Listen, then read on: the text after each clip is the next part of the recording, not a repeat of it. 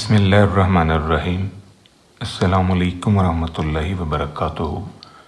लाखों करोड़ों दरूदो सलाम नबी करीम सल्लल्लाहु अलैहि वसल्लम पर और आपकी आल पर। इस वीडियो लेक्चर में हम बेटर डिस्कस करेंगे लेवल ऑफ सिग्निफिकेंस और लेवल ऑफ कॉन्फिडेंस में क्या फ़र्क है। कौन सी ऐसी रीज़न है कि हम लेवल ऑफ सिग्निफिकेंस की वैल्यू को 0% नहीं लेते। फर्स्ट ऑफ ऑल हम डिस्कस करते हैं level of significance. Level of significance को हम बेटा डिग्री ऑफ डाउट भी कहते हैं, इसे हम साइज ऑफ टेस्ट भी कहते हैं, इसे हम probability of committing type 1 error भी कहते हैं। लेवल ऑफ सिग्निफिकेंस को डिनोट करने के लिए हम ग्रीक लेटर अल्फ़ा का सिंबल यूज़ करते हैं और ये बेसिकली प्रोबेबिलिटी है rejecting the null hypothesis when it is true. यानी जो भी रिसर्च हम करते हैं, हम जो भी इन्वेस्टिगेशन स्टडी परफॉर्म करते हैं, उससे रिलेटेड हम एक स्टेटमेंट बिल्डअप करते हैं जिसे हम नल हाइपोथेसिस कहते हैं। उस स्टेटमेंट के अंदर हमने अंडर डिस्कशन फिनोमेना से रिलेटेड वेरिएबल्स का रिलेशन जो है ना वो डिस्कस किया हुआ होता है।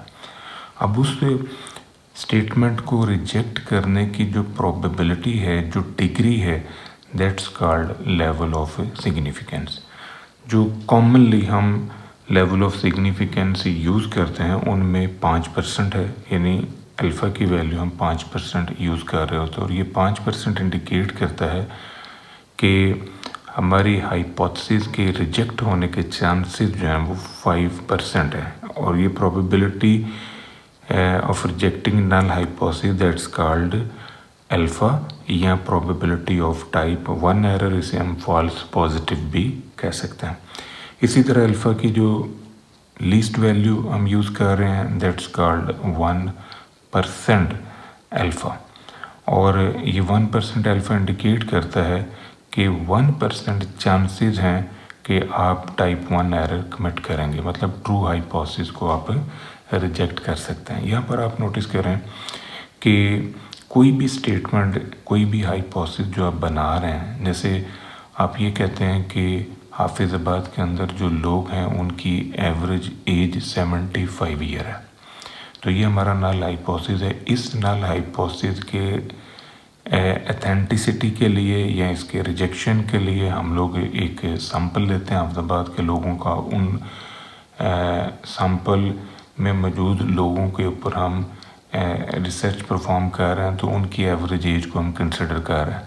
अब वो सैंपल हमारा सपोर्ट करता है नल हाइपोथेसिस को, कोई नहीं करता, तो इसके लिए हमने जो डिग्री ऑफ डाउट लिया है वो है 5%। अब 5% चांसेस हैं कि हमारा जो नल हाइपोथेसिस है वो रिजेक्ट हो जाएगा, मतलब कि हाफिज़ाबाद के लोगों की जो एवरेज एज है वो 75 नहीं है।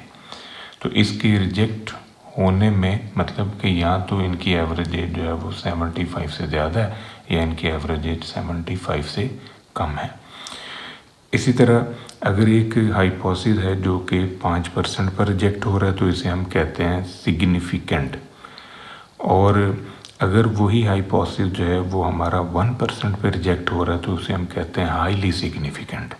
मतलब कि लो वैल्यू ऑफ अल्फ़ा के ऊपर हमारा जो नल हाइपोथेसिस रिजेक्ट हो रहा है, इट मीन्स कि उस हाइपोथेसिस के रिजेक्शन के चांसेस जो हैं वो काफ़ी मिनिमम है। मतलब उस हाइपोथेसिस के अंदर जो वेरिएबल्स का रिलेशन आपने डिस्कस किया वो काफ़ी मैच्योर है, वो काफ़ी ज़्यादा अथेंटिक है और उसके रिजेक्शन के जो चांसेस हैं वो लो हैं। नेक्स्ट है लेवल ऑफ कॉन्फिडेंस। अब लेवल ऑफ कॉन्फिडेंस जो है बेसिकली डिग्री ऑफ कॉन्फिडेंस को हम कहते हैं, जो कि लेवल ऑफ सिग्निफिकेंस का कॉम्प्लीमेंट है। यानी लेवल ऑफ सिग्निफिकेंस क्या है, डिग्री ऑफ डाउट, तो लेवल ऑफ कॉन्फिडेंस क्या है, डिग्री ऑफ कॉन्फिडेंस। मतलब ये दोनों आपस में इन्वर्स रिलेशनशिप के अंदर हैं और इस लेवल ऑफ कॉन्फिडेंस को इंडिकेट करने के लिए हम 1 - अल्फ़ा यूज़ कर रहे हैं। अब ये 1 - अल्फ़ा जो है ये रिप्रेजेंट करता है प्रोबेबिलिटी को कि हमारा जो कॉन्फिडेंस इंटरवल है उसमें पॉपुलेशन पैरामीटर की ट्रू वैल्यू फॉल करेगी। यानी जो भी हमारे पास इंटरवल कॉन्फिडेंस इंटरवल बिल्डअप हुआ है, उस इंटरवल के अंदर हमारा जो पॉपुलेशन पैरामीटर है, चाहे वो मीन है, चाहे वो वेरिएंस है, चाहे वो प्रोपोर्शन है, उसके फॉल होने के चांसेस जो हैं वो कितने हैं। तो वो फॉल होने के जो चांसेस हैं वो 1 माइनस अल्फ़ा से हमें पता चल रहा है। अब 1 माइनस अल्फ़ा अगर हम 90% ले रहे हैं तो इट मीन्स कि 90% चांसेस हैं कि हमारा जो इंटरवल है उसमें पॉपुलेशन पैरामीटर फॉल करेगा। इसी तरह अगर हम 1 माइनस अल्फ़ा की वैल्यू 95% ले रहे हैं तो इट मीन्स कि 95% चांसेस हैं कि हमारा जो इंटरवल है उसमें पॉपुलेशन पैरामीटर जो है वो फॉल करेगा।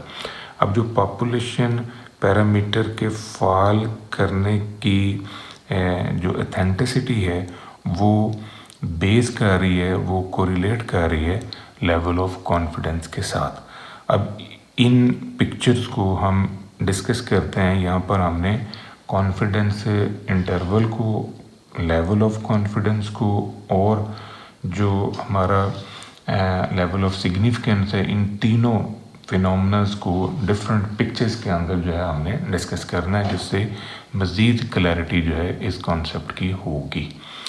लेट्स सी कि हमारे पास कॉन्फिडेंस इंटरवल का कॉन्सेप्ट है।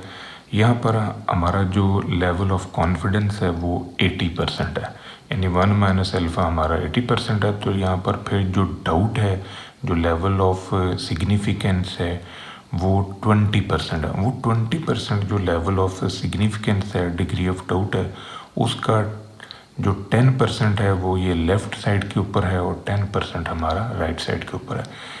ये जो वाइट पोर्शन है इसको हम कहते हैं विड्थ ऑफ इंटरवल।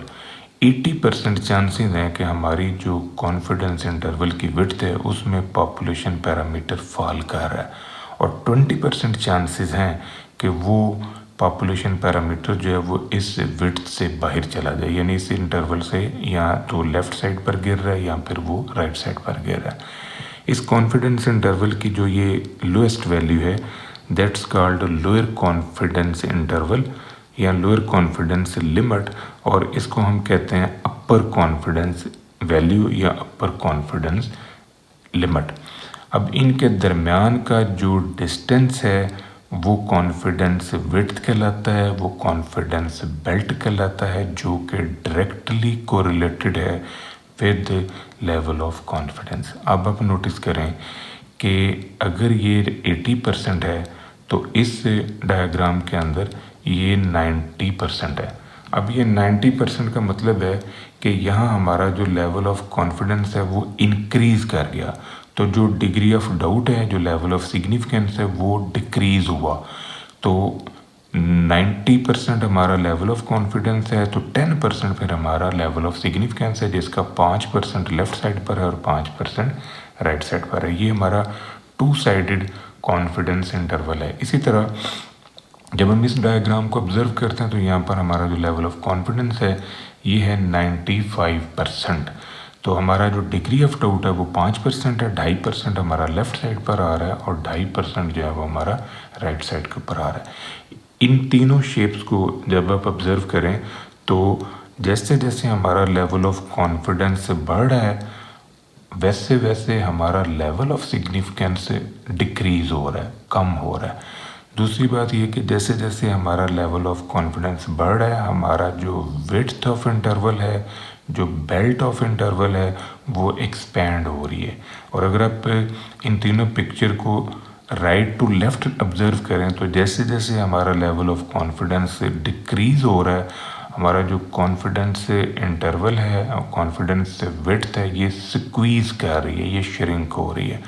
ये तीनों पिक्चर जो हैं ये 2 साइडेड लेवल ऑफ कॉन्फिडेंस को या 2 साइडेड कॉन्फिडेंस इंटरवल को डिस्क्राइब करती हैं। अब ये जो हमने मज़ीद 4 पिक्चर्स बनाई हैं इनमें कॉन्फिडेंस इंटरवल जो है मिनिमम साइड का इंडिकेट हुआ है या मैक्सिमम साइड का इंडिकेट हुआ है। इट मीन्स कि यहाँ पर हम 1 साइडेड कॉन्फिडेंस इंटरवल की बात कर रहे हैं। ये हमारा मैक्सिमम साइड का या राइट साइड का कॉन्फिडेंस इंटरवल है। अब आप नोटिस करें कि अगर लेवल ऑफ कॉन्फिडेंस आपका 90% है तो फिर 10% आपका डाउट है, लेवल ऑफ सिग्निफिकेंस है, और उसकी वैल्यू सारी की सारी अपर राइट टेल के ऊपर आ रही है, क्योंकि यहाँ पर हम जो इंटरवल डिज़ाइन कर रहे हैं उसमें हमने पॉजिटिव वैल्यू एज्यूम की है।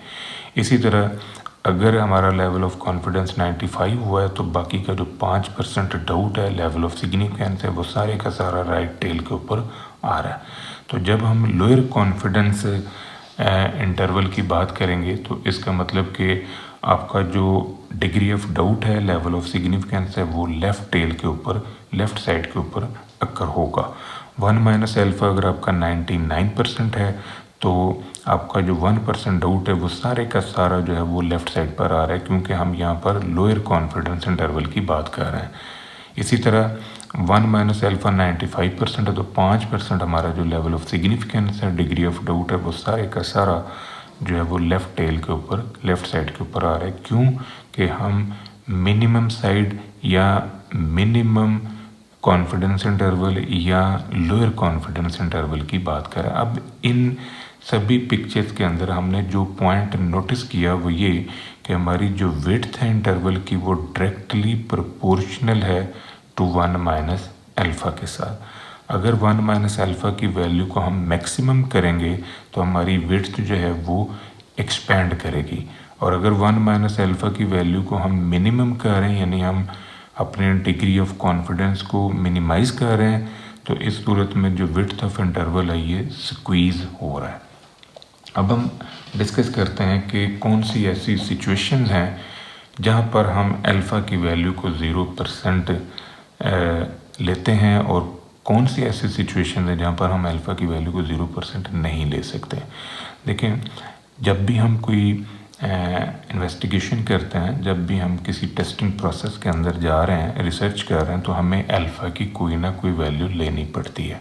Degree of doubt, level of significance, probability of type 1 error, size of test की वैल्यू हमें कुछ ना कुछ ज़रूर रखनी पड़ती है इन रिसर्च।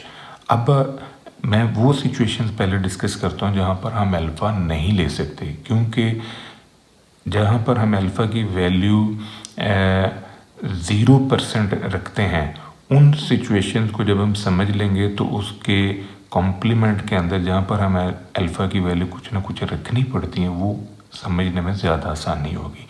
लेट्स सी कि आप ऐसी स्टेटमेंट्स के बारे में बात कर रहे हैं जो कि एज श्योर एज डेथ हैं। तो ऐसी स्टेटमेंट्स जो सर्टन है, जिनके बारे में आपका डाउट का लेवल है ही नहीं, तो उन मामलात के बारे में, उनकी इन्वेस्टिगेशन के बारे में आप अपने अल्फ़ा की वैल्यू को 0% लेते हैं। मसलन देखें, आप ये रिसर्च कर रहे हैं कि जितने भी जानदार हैं उन्होंने मरना है, तो definitely all living organisms must die.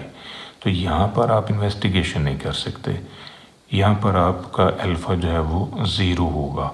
आप ये कहें कि सूरज जो है वो मशरिक़ से निकलता है, मैं इसके ऊपर इन्वेस्टिगेशन करना चाहता हूँ, तो भाई इसकी इन्वेस्टिगेशन नहीं हो सकती। उसकी रीज़न ये है कि ये सच है कि सूरज जो है वो मशरिक़ से ही निकलता है। यहाँ पर आपका डिग्री ऑफ डाउट 0 है। आप ये कहें कि मैं ये रिसर्च करना चाहता हूँ कि सूरज जो है वो गर्म है बहुत ज़्यादा, तो वो हॉट ही है। अब ये तीनों स्टेटमेंट्स जो हैं, इन तीनों स्टेटमेंट्स का ताल्लुक़ जो है वो अल्लाह रब्बुल इज़्ज़त की ज़ात के साथ है, नेचर के साथ है।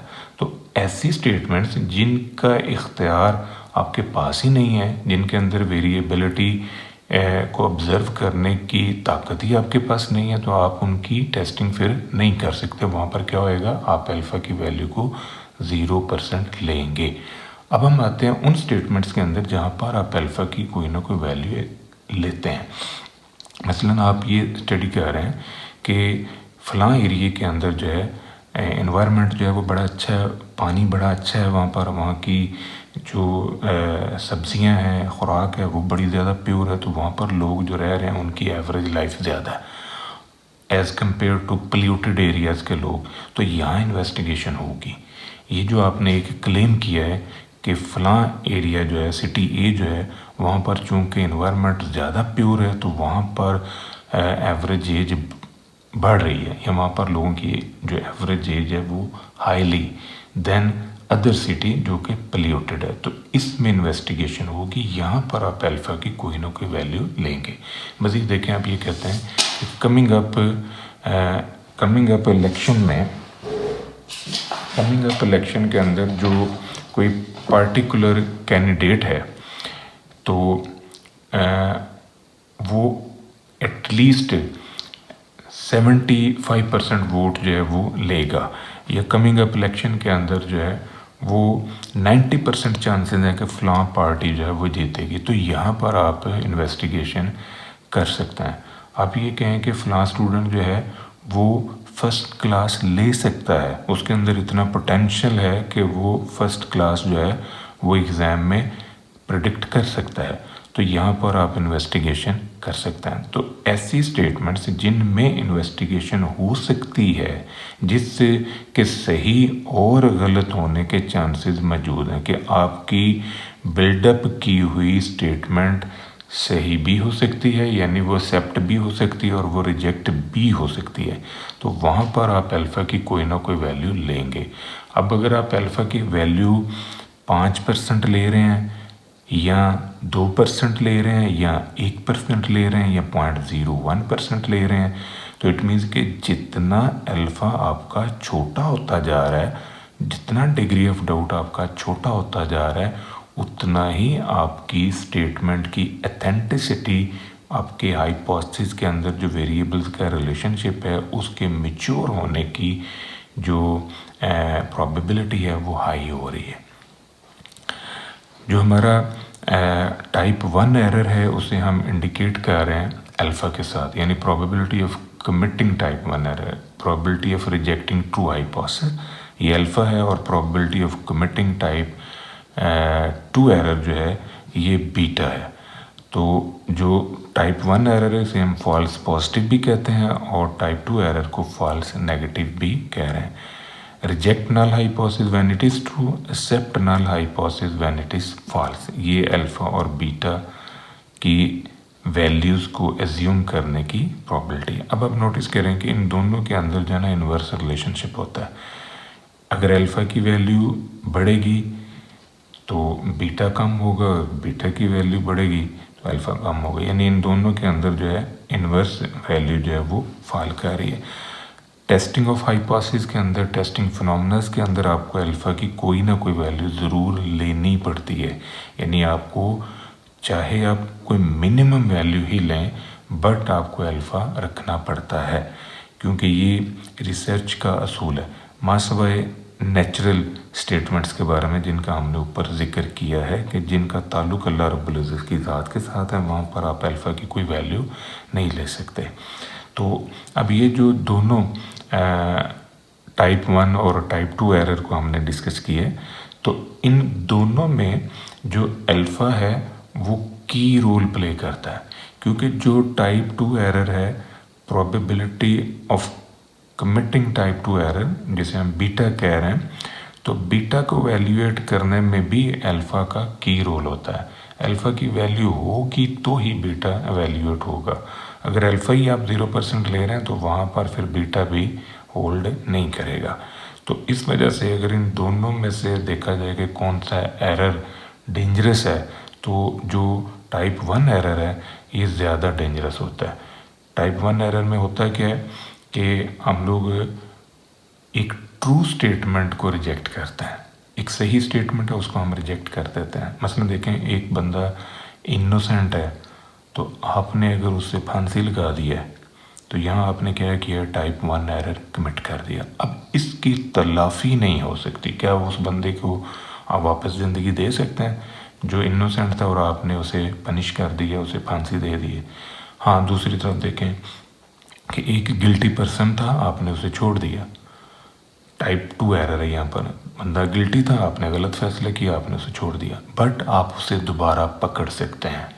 You have ability, you have chances to catch the person again. तो ये जो टाइप 2 एरर है इसकी तलाफ़ी हो सकती है, बट टाइप 1 एरर की तलाफ़ी नहीं हो सकती। इस वजह से अल्फ़ा की वैल्यू जो है वो की रोल प्ले कर रही होती है रिसर्च के अंदर। ये तो बेटा आज का हमारा टॉपिक। दुआओं में याद रखिएगा। इंशाल्लाह अगली वीडियो के साथ फिर हाजिर होंगे। फ़ी अमान अल्लाह।